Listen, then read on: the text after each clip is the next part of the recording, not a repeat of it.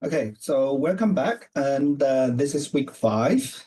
In this week, we are continue our topic about the human anatomy and extend it to uh, the other body parts, mainly the hand, foot, and also I need to talk a little bit about the topology as well. So it's going to be not long lecture, and so let's go further. So hand is the according to you can say I'm a visual artist background, so I know that as painters, usually the most difficult part is the hand actually, and it's very hard to depict a correct, looking good, appealing hand in painting or drawings or that. That's also the case in animation as well, because thinking about that, most of the gestures, expressions, and actions are carried out by hand. The hand gesture poses is very important, crucial part of the subject. So making it looking good, looking anatomically correct, and also topologically tidy is very important for the later animation stages as well. So that's why we need to look into this hand autonomy a little bit more deeper. All right, and uh, again, we are not medical students, so although there are plenty terminologies in when we're talking about uh, anatomy of the hand. But you just need to know what we're more concerned is just the overall appearance, what's the looking of the hand. And in general, a hand is the main body of the hand is the palm, which is somewhat like a pentagon shape hand, and everything else, the fingers are pan out like this. So if you're looking deeper and under the skin, you'll see that plenty. We're talking about bones and tendons and muscles, all that.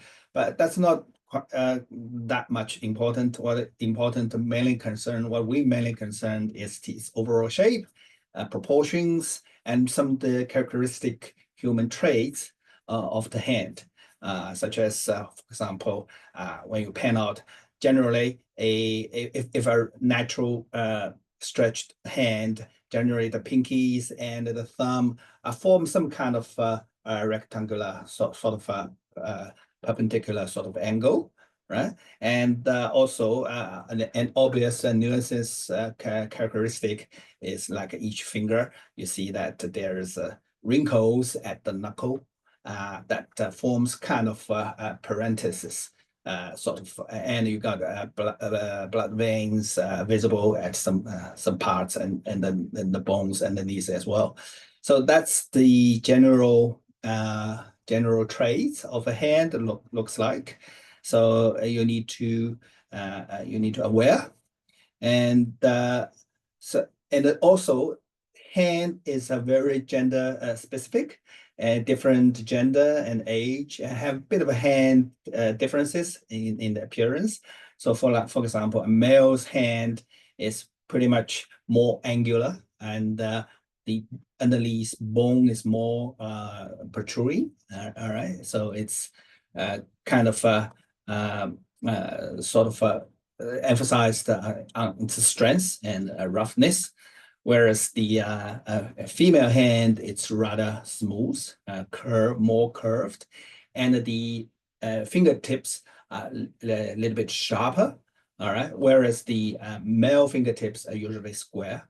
All right, so that's some of the traits and summarized that. You can look into that. Like a child hand is more like a bubbly, so sort of a puffed, sort of a bubble-like hand, and with not much underneath bone visible. And also the fingertips are more or less more round. All right, so that's some of the nuances of different hands. And the hands in general, just in its natural relaxed pose, it's kind of dangling like that. And if it's straight, if the finger is straight, that means that it must have some intention or force applied. And so the mind applies some kind of intention. And when it's holding a fix, it's just look like that. And the main body of the hand is the palm. So what's the palm looks like in the intersection? Looks, and you need to aware this knuckle angles what changes when in different different mood of the hand. All right. So when you construct that, you need to aware of this. All right. A general mistake is like we're thinking about the web. Is it called web? I'm not 100% sure. That's in between the fingers. It's not one of the misconception is actually it's sharp, and it's actually having more face, having some bottom faces. So when you construct the hand, you need to give those faces, the spaces for those faces. All right, that's a common misconcept. Usually, when you can further initially construct the hand, you might neglect that and start to extruding the faces directly at adjacent faces. No, you need to have intervals. All right, so you have to aware of that. And other some details trait is somewhat like this. So like the knuckles, the distance is actually the proportion of the distance is actually gold ratio. And but what exactly is the you don't really need to 100% accurate, but you need to aware of that the nickel is not equal length, but you have a gradually repeated length. And also the rings down at the bottom of the is a little bit only the middle one a little bit different, so that's why you forms this sort of fan of the wrinkles. So when you construct the fingers, you might thinking about adjust your topology, the edges to this sort of configuration, to this sort of angle. So to avoid some kind of parallel arrangement of the edge. So give this hand a more sort of believability and more sort of a realistic approach of that.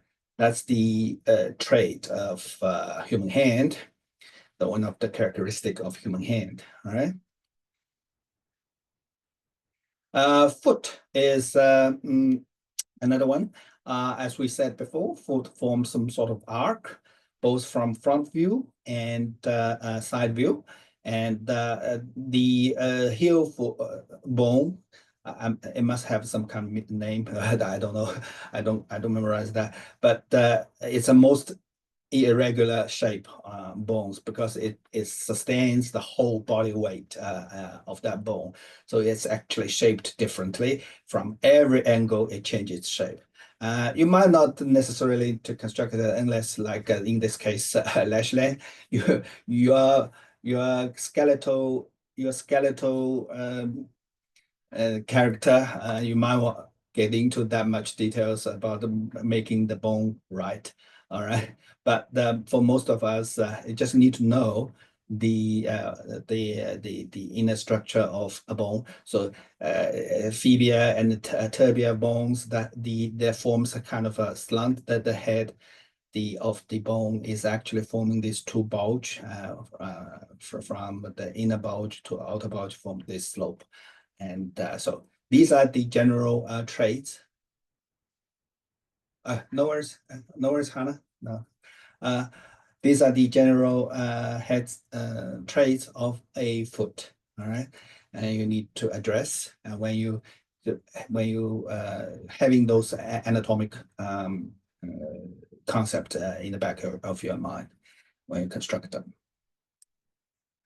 Other traits is like there are additional shapes. For example, at the heel, you have this fat pad.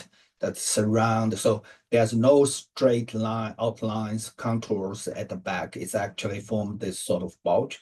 So because you have this sort of structures that underneath the fat pad or muscles and some kind of column like that. And it's a kind of like a horse-shaped sort of fat pad surrounding the heels to absorb as a cushion to absorb. So when you construct that construct the foot, you need to aware that, and you might want to just using this diagram to actually help you to actually organize the edge flow to reflect those underneath structures of the foot. You can generally thinking about the foot, this sort of help you to understand in terms of bulkiness and volume and bulginess of the foot. But eventually you need to organize your edge flow and to reflect those features of the foot. All right. And the toes as well. In general, the toes are grouped into three major groups. You have the pinkies, you have the thumb, and the middle three, and forms kind of a group. And the knuckles is like that. So you have usually two knuckle, and the last one, and the second knuckle is almost hiding, so not necessarily. You need to construct that. And in terms of toe shape, you can see that the first the biggest toe form kind of a wedge sort of shape, and the next is little square, but it's getting lesser and lesser until it kind of round, the sort of pointy sort of toe shape. All right, that's the summarize it for you in this way. And the leg, as you can see, the tibia bone is actually lean. If you have a cross section, you'll see that the tibia bone is actually quite visible at the end of the leg, and it's on one side. And so that's why the inner contour of the human leg is relatively straight and can compare with the outer contour. And this cross section and helps you to understand the general shape of different cross sections along the leg and how the shape changes. All right, and the knee part, when it's straight, you can see because of the underneath muscle group attached to the lower tibia bone, you form this sort of structure like this, and the fat pad is kind of visible when it's set straight. But when it bend, the muscle group bulges like that. All right. So when you construct a foot, you might want to address that, and when you organize your edge flow, you want to address this sort of underneath, reflect this sort of underneath structure of the knee. It's quite important because the knee is the most mobile extension, flexion sort of action. You might so making the knee part work is quite important. So that's the front of the knee. As you can see, it has bone structures like that. And the most distinctive feature is the knee bone, the kneecap, all right, and then wrapped around by the tendons and other tissues and fat tissues, and form this complex sort of structure, substructures. We might not need to get into that much details. But if you can, that'd be good, depending on what kind of character you are constructing. But as a professional 3D sculptors, and you might want to study a little bit further and try to reflect this sort of details of the human knee. All right, so topology is very important. So I introduced these two videos. This is quite old. This is I think it's almost a decade old. This guy is a professional 3D artist, and he is meticulously in terms of organizing the topology for these body parts. It has a series of that. So we used to watch his video and try to mimic his arrangement. He has a very special his video, and let me just bring this video. His video is very detailed, meticulous, talking about how he arranged those topologies to address these and features, the human hands features. As you can see, it's quite meticulous at each knuckles and the bending points. What's his concern? What kind of underneath anatomic reasons for that, which I think is quite insightful. At least it has, you can actually use that as reference to help you to construct your topology of the hand, because the hand, remember the hand again, later in the animation, you're going to be do a lot of gestures, a lot of poses, and doing those topology right will make life easier for animation. So as a professional, if you are pursuing to be a professional 3D sculptor, modeler, that much level of details is actually quite desirable. I think it's worthwhile to have a watch. The other one is the hand. It has a whole series: hand, foot, leg, body. Later you can see that. And so how he take approach to address, as you can see, they are all quads. All right. So they have a special sort of arrangement of those particular parts he wants to address. All right. So I think it's quite worthwhile to watch. And let's just go back to that. So you might just using these screenshots to help you to arrange your models, arrange the edge and the faces. All right, so it's quite meticulous, as you can see at the knuckle area, and there are cap part in the top, and there's another one in the knees. It even has a whole video talking about how to arrange the body topology as well, because he tried to maximize optimize the edge flow, so that when later in animation it distorted well and have smooth, that will try to avoid any potential artifacts. That reminds me of some of the sideline. Reminds me of some of the now Michael Phelps won a laser during the 200 freestyle final at the World Championships, and he was design of swimming suit in.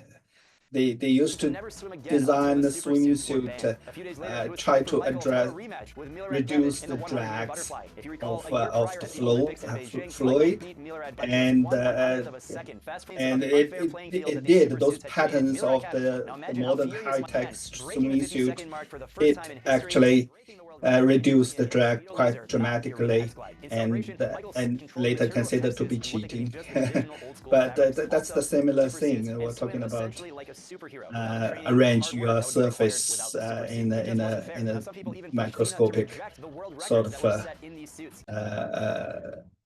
level. So whether we want to pursue that, no. But as a 3D artist, if you really want to pursuing that level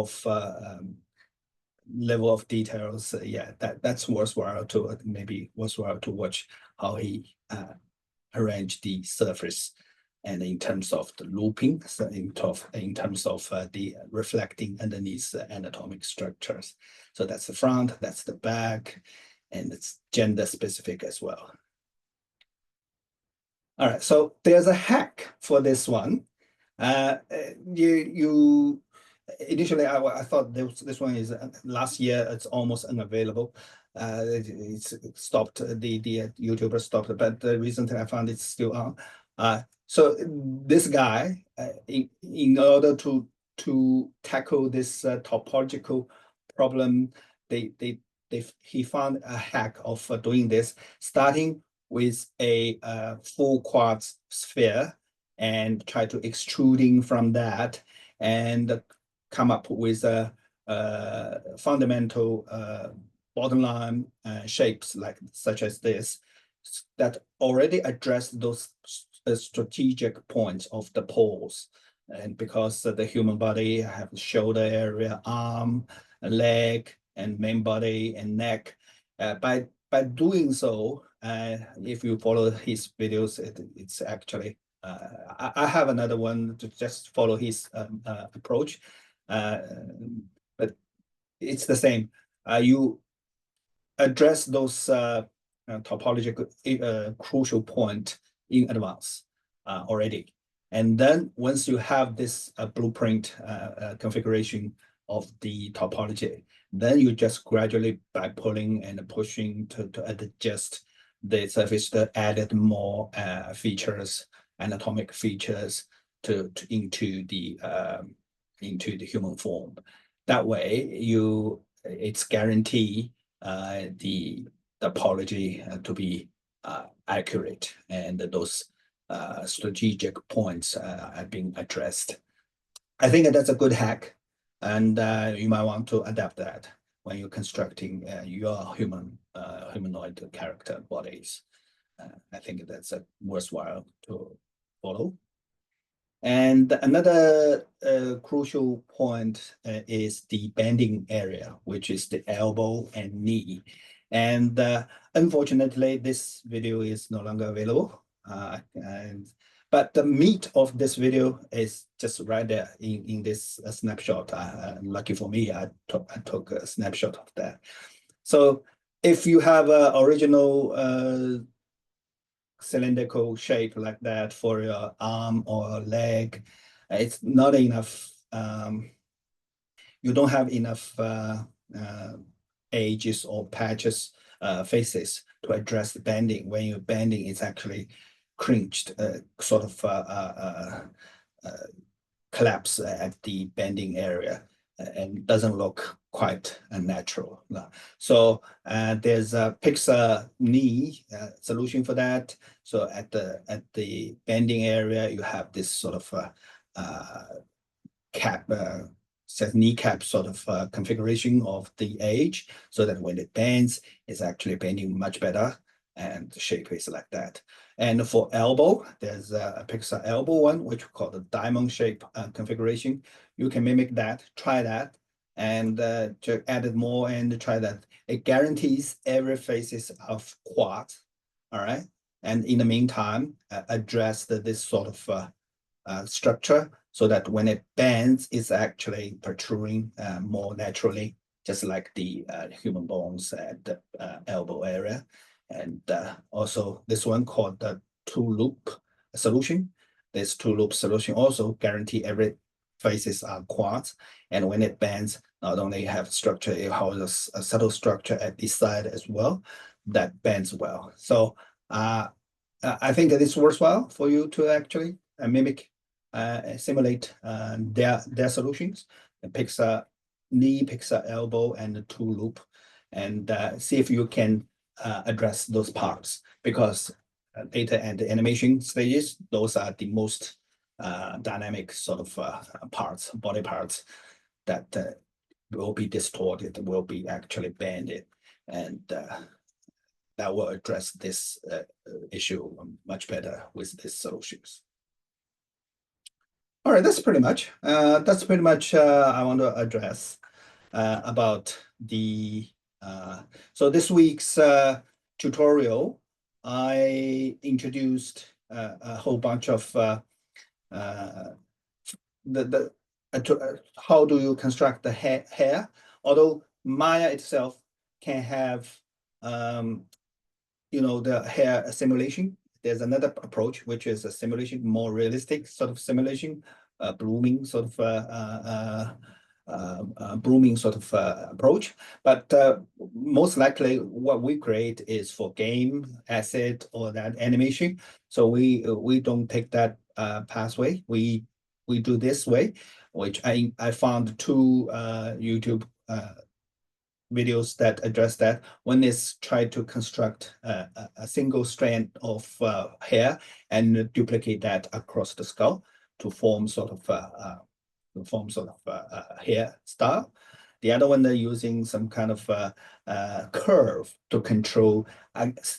Same approach, having a basic shape, basic strand of hair, but using curve to control its shape so that you have more control over the shape. Maybe you want to turn an S shape or that, but using the curve. Quite similar, but one is just with simple bending, simple deformation of a strand geometry. One is using curves to control that geometry.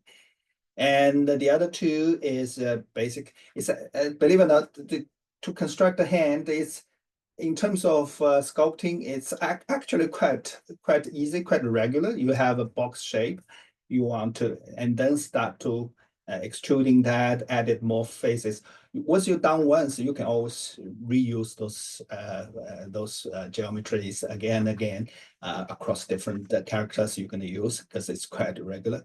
But yeah, do it more in more accurate, more detailed. Do it once, and you learn how to do it quite easily, and for the foot as well. All right. And if you like, you can watch my one as well. That's a quite old one that I was doing quite many years ago. I starting with a single box as well, but starting with the single box and I start to extruding all the way through from the neck to the fingertip, all the way through. It's a bit long, but my approach, because I starting with a subdivision box, so it guaranteed there's no triangle shapes. But the process is rather also a bit of a tedious process, but it is also eventually gets to the point, and I even construct the hand directly from that arm. How do I extrude the shape of the palm and start to extrude fingers from there, and the foot as well. Eventually come up with the whole body. Later, I construct the head separately, then later attach them together. But that series is just the body part of that Monkey King project I did for this course. All right, so that's pretty much I want to address. Do you have any questions?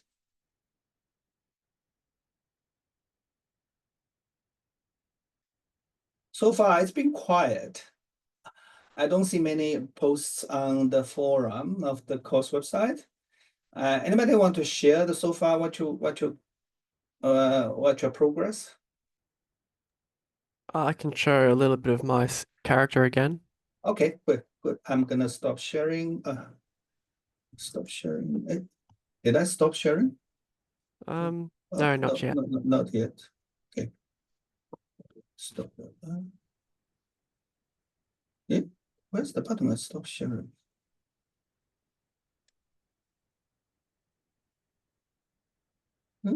Where is it?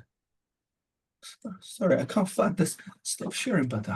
This interface of Zoom is getting worse.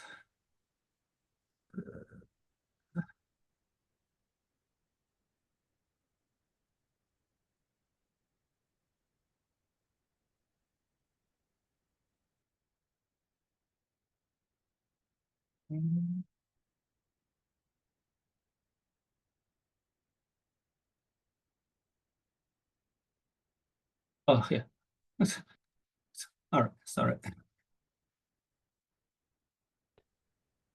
So far, I've been trying to work on the hips and the arms. All right. Oh, good.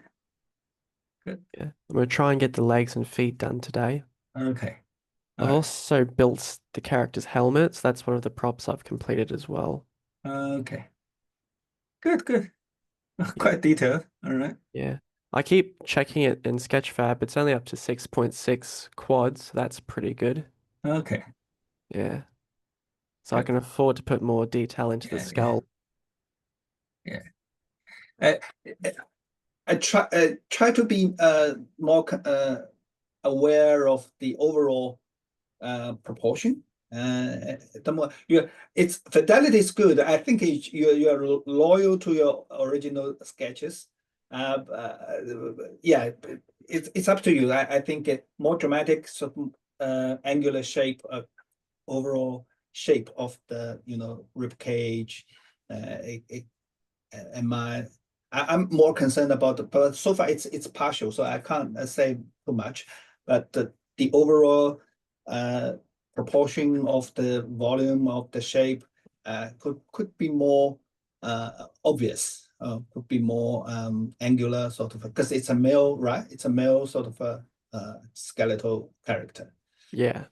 Yeah, good. Okay Okay, then. can you tumbling around? Have a look. All right. Because your drawing is more or less quite straight, quite not so much S shape, because the not so much dramatic poses. So Yeah. I'm just worried the dramatic effects of that. So I want to see a more sort of but also you should have a T shape of that, because it's better for the for later rigging. Okay Uh, then. Yeah. yeah, so you better have a not say your drawing is straight, but I think you should have a T pose for that.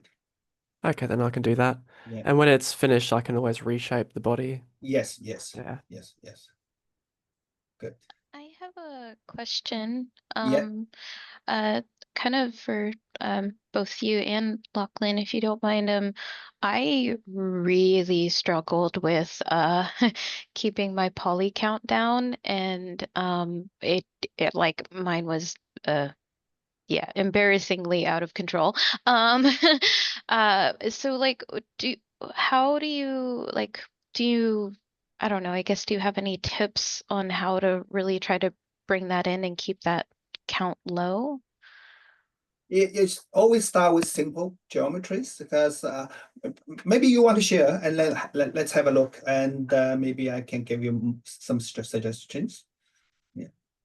Oh, for me, well, it's my projects from my previous course Okay. that I ended up having like really high counts, and Okay. I'm still working on like my concept art. Yeah. Um, so yeah, So you uh in Maya, you can retopologize or remesh it to reduce the count, but that way you yeah, you you you actually losing a lot of details. Uh, yeah, and I but had that happen.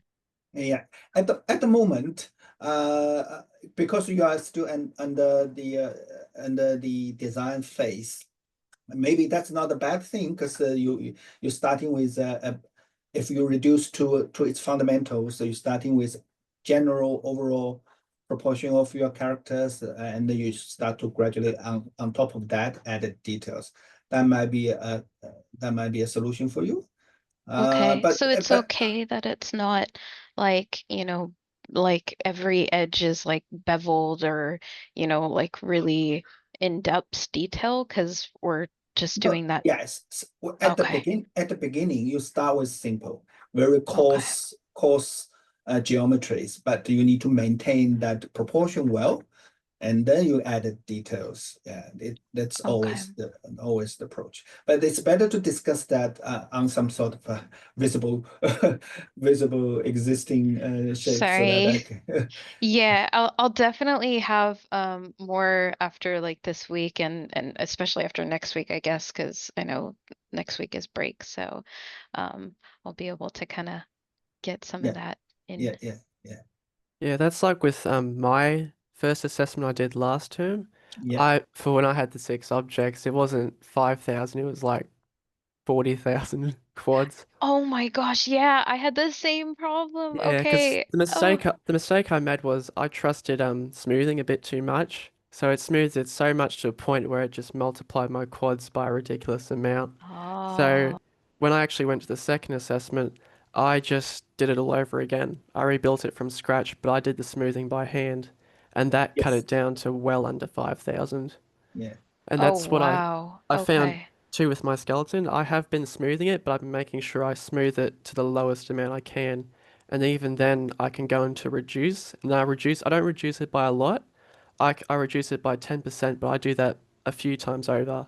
Because reducing it by 10% a couple of times works a lot better and keeps a lot more detail than just Yes. reducing it by 30% immediately. Yeah. So I've been it's like budgeting 3D, which is a bit two That's different good. disciplines. That's quite insightful. You either manually increase the resolution, starting with coarse version and starting gradually.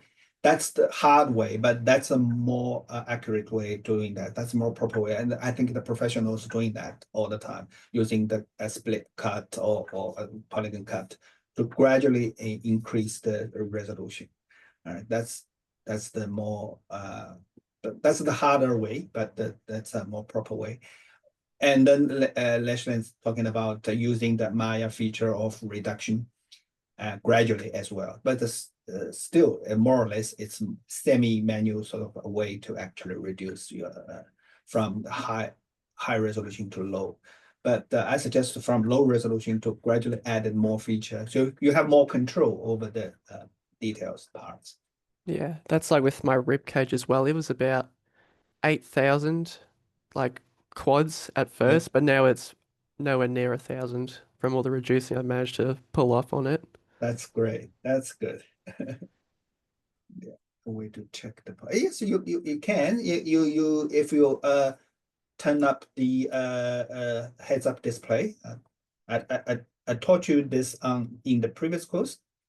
Let me just maybe bring my share this one. So like this heads up display, you can if you have any I should expect view. So if you have any geometries or that, as you can see, you go to display, polygon, heads up display, and not polygon, heads up display, poly count. You turn that on, so it will tell you what's the current face count. So at the moment, the current face count, these two geometry added together is having that. If you select just one, it will this middle column will just show you what's the selections poly count for that. Does that answer your question? Thank you. I also had that same question because I remember turning it on, but I couldn't remember Yeah. how I turned it on. So display, heads up display, you can choose around what kind of Oh, that's poly no. count.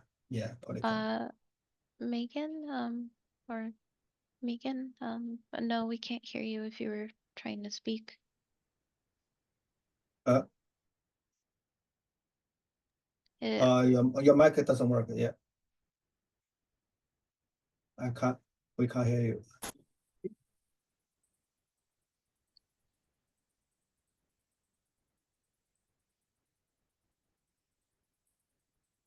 You can type now if you like.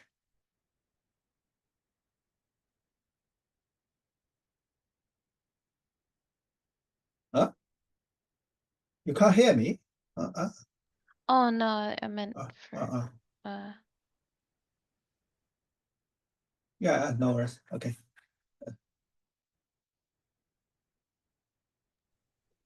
And so my other question too was, so is there a way to see your quad count in Maya? Because what that poly count does, it shows like the faces, edges, UVs, it shows that stuff, but quad count's a different count entirely, is it? Yeah, it's different. Yeah. So Yeah. at the moment the face it's any shape, any sided face, it's just calculate all of that. But yeah, Yeah. it's not necessarily all quads. No. And you can only see quad count in Sketchfab, can you? Yeah. Yeah. Okay. Yeah. I I think that's where I got confused too, like with the count, and I wasn't sure if like, yeah, I was like, uh, well, I found out I was looking at the wrong number at first, and then I fixed that, but so is the face count okay then, or is it something we still have to kind of like calculate based off that, for like This body face count is all right. Yeah, this face Oh. count, the heads-up display face count is the main data I'm looking into. All right. Okay, Yeah, cool. Thank you. no worries.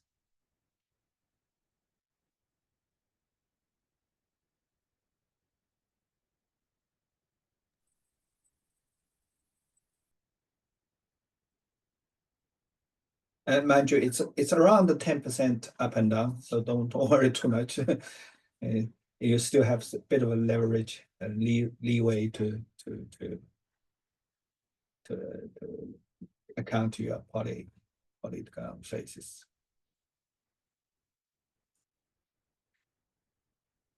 Anyone else want to share?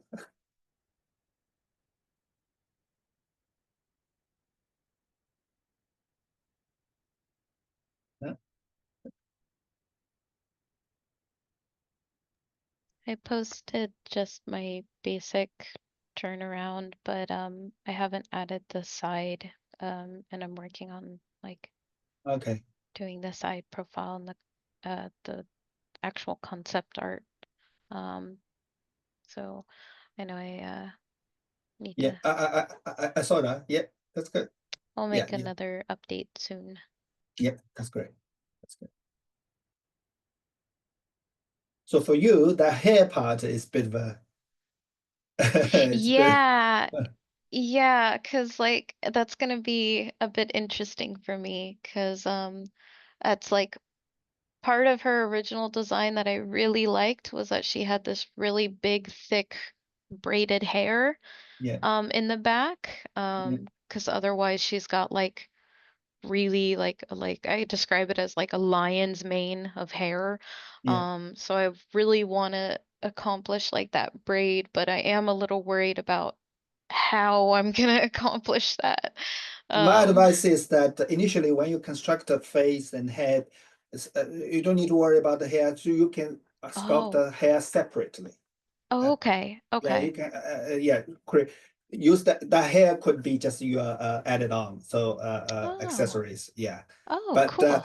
yeah, but you have to sculpt the skulls and the face separately and more neatly, and then add on that. On top of that, you to construct your hair geometries. Okay. Yeah, Yeah, I like that. yeah. Like kind of break it down Yeah, into break it down parts. into different parts. Yeah, yeah, Okay. that's the common approach for that. So usually we construct a naked body, we construct a naked head, and then add it on top of that as accessories. Yeah.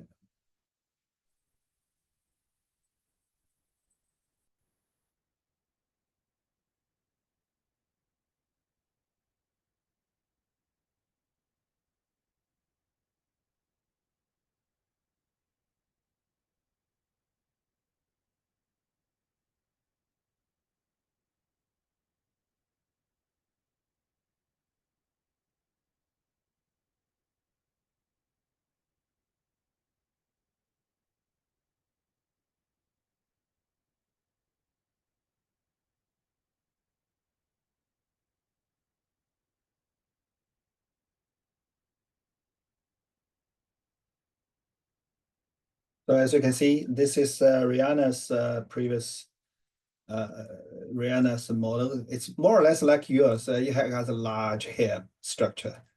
Oh, wow. Oh, cool. Yeah, but that hair is actually separate from the head, actually. So it's actually on top of that. Yeah, Oh, wow. That's, quite similar to your design. yeah, that's really good. Like the tiny little detail of like the leather armor, Yeah, um, and the just like the textures and stuff. I know that'll be later. that'll be Uh, the baby steps. yes. You'll get there. It's not that hard to achieve, actually. There was a question in the chat about Oh, okay, where is it? What's the matter?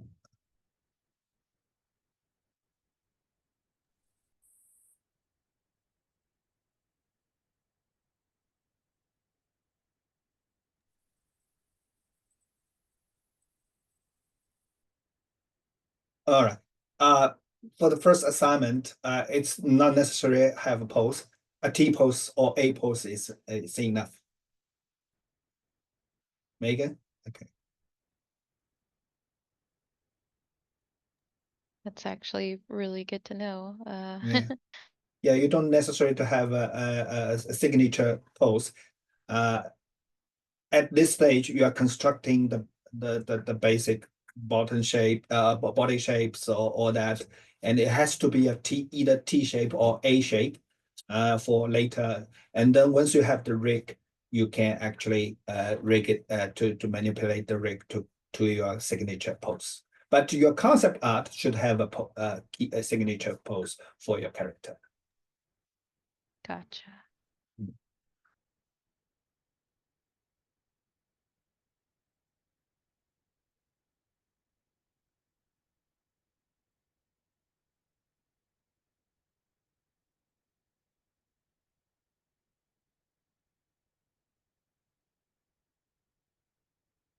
Yes, yes, Megan.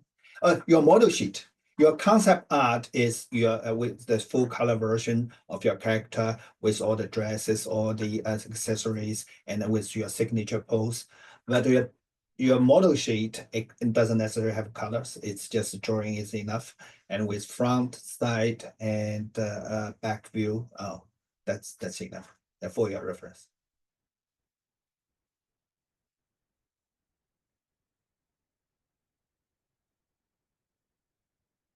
The model sheet is for your benefit to as a reference, just like the weekly tutorial I showed you. So like last week's tutorial, it's a concept art of a body and shape, and then last week is the head one is of course also have a concept art model sheet of a side view, front view. Yeah, yeah, you can reach out. Yeah.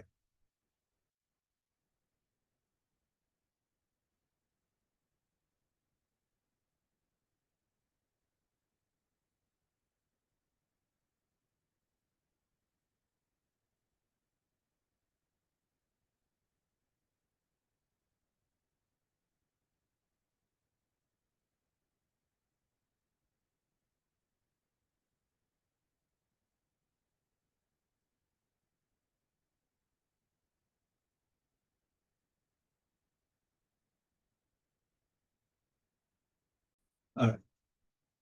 Okay, so it's a common question. Yeah.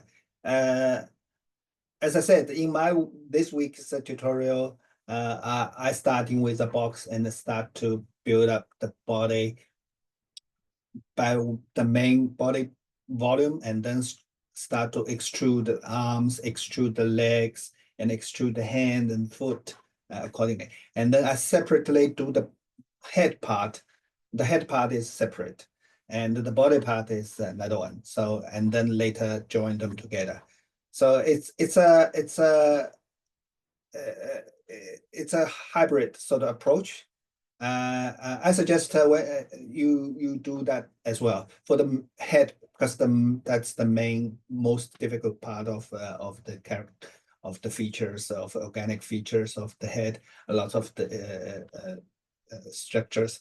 So do the head separately, but do the body together, maybe. But of course, if you think it's up to you, you make the choice. If you separately did the hand and then you want to join it to the body part, arm, you can also do that. It really doesn't matter. It's whichever the way most convenient to you, you feel most comfortable and confident. All right.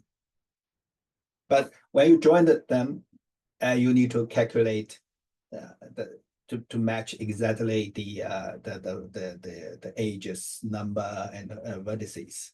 Yeah, that's the main issue. Yeah. either way, it's actually.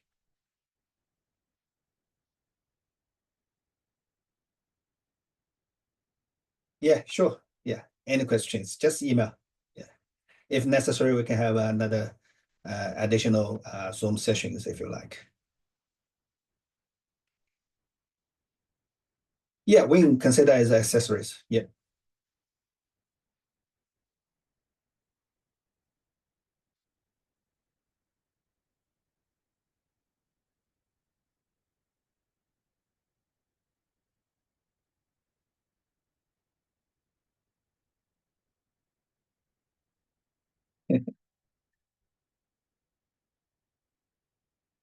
Yeah, getting started as soon as possible.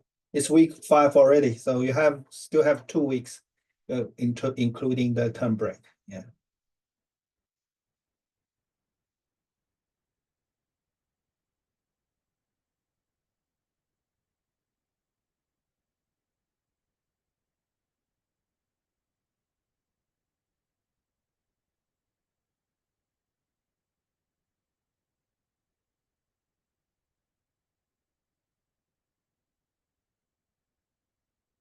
Honestly, I appreciate all your questions too, because a lot of those are things that I'm realizing like, oh yeah, that's a really good question. And I like, oh, that's a really good point. Like, because I'm also in the same boat, not very confident in all of this. You know, like on paper, I can do a lot more with paper, but yeah, digital stuff. You don't postpone. You need to start right away. Yeah. And the more you do, the more question you emerges, and the quicker you can get solutions from me. And yeah, otherwise you just procrastinating in the issues.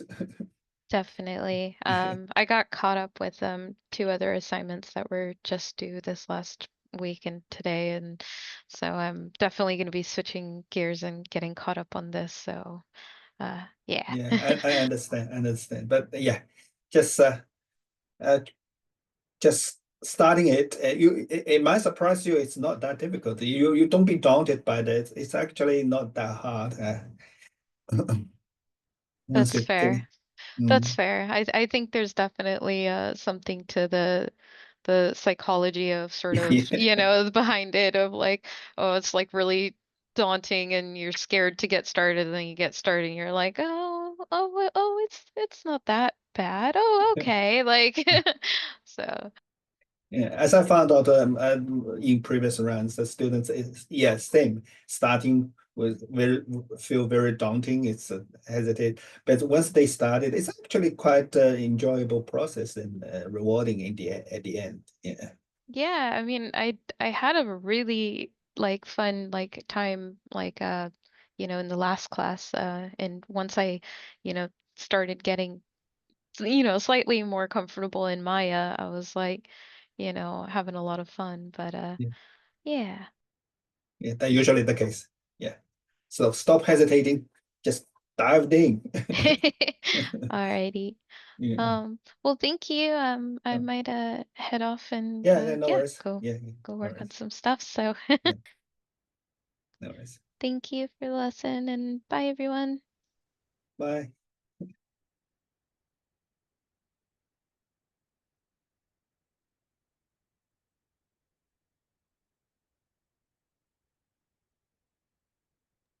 I might head off too, sir. No worries. No worries. Yeah. Thank you for today. Yeah. No worries. Keep up the good work. Yeah, thank you. See ya. Yeah.